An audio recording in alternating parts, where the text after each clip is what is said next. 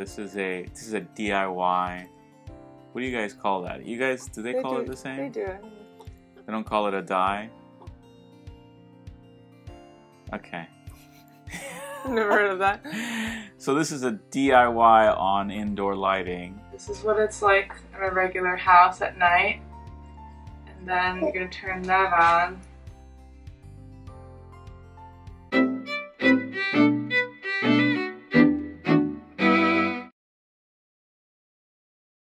Hi, I'm Felipe. I'm Lillian. This is the Postmodern family. Thanks for watching our videos. This is a special do-it-yourself video that we're going to give you the secrets to our lighting setup now.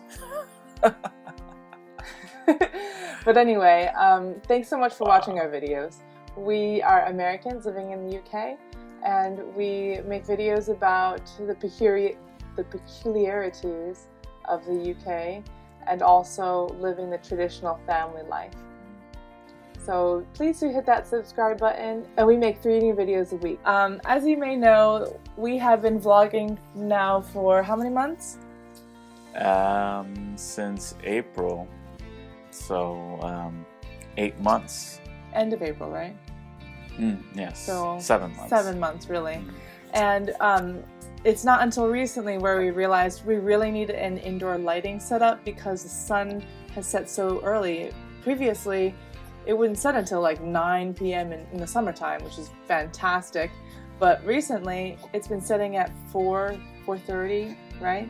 And it means that we don't have very much time to make videos. So we decided finally that we need to deal with our problem, our lighting problem. So what did we do?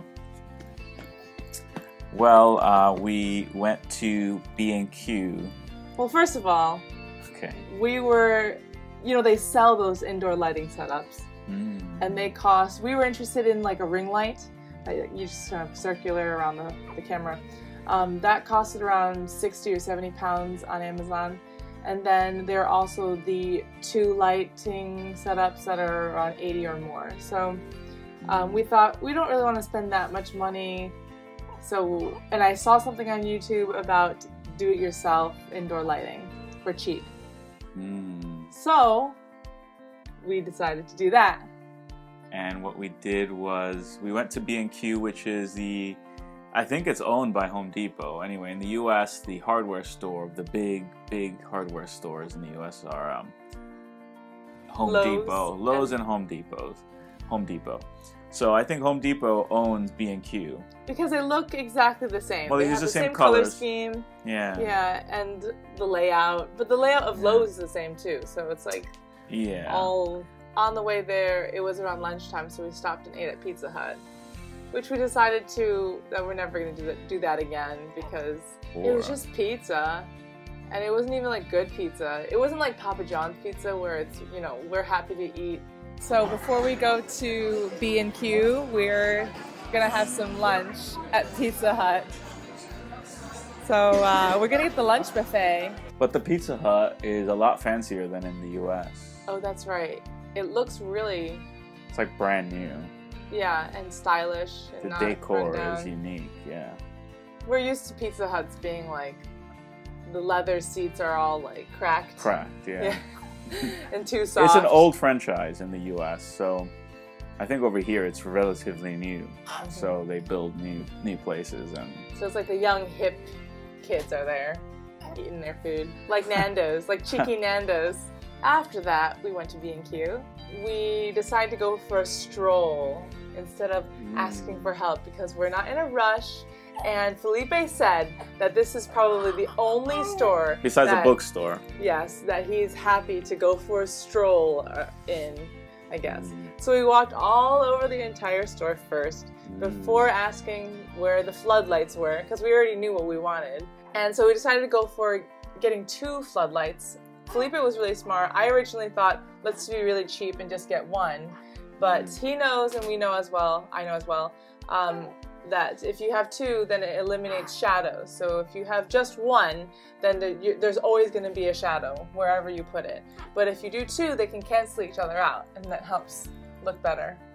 Why are you making that face? Yes. If you didn't know that, that's why people have 2 lighting setups, or even more, I guess.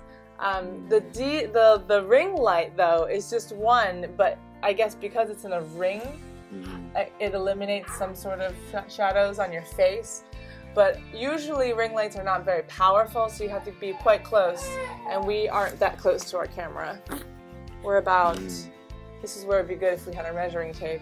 How many feet are we from our camera? We're like 4 to 5 feet away from our camera. Yeah. And ring lights are better for like 2 feet away. So for my photography, I have a backdrop set up, and so there are 2 stands and 2 tripods. Basically 2 tripods. And Felipe has now dangled these floodlights off of them. The other thing that you had to make sure to get are really powerful light bulbs.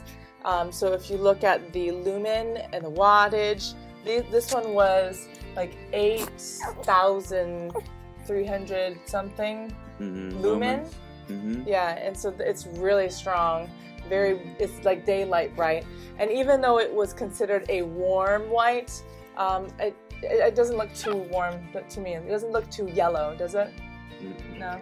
The floodlights were each 15 pounds? 15 pounds, yes.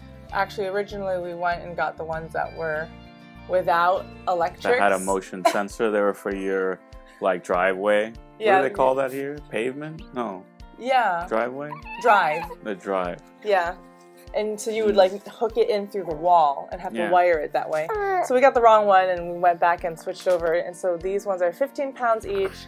And then the light bulb was just a pack of 3 for 6 pounds. And what else did we get? And then we bought an extension. That was 8 pounds. Lead. Extension lead, they would call here, yeah. But if you didn't have that, just the light setup was 36 pounds. Yeah, which is, half the cost of a professional setup. Now, the only other problem is that we realized we didn't have a diffuser, so something to diffuse the light. So the light was getting like really harsh shadows on both sides, so you would have to be very careful where you place your lights. And we figured out a hack for that. Hopefully our lights won't catch on fire, but we found some, what is it called again? It's like tissue paper, right? It's like gift wrap paper. Yeah.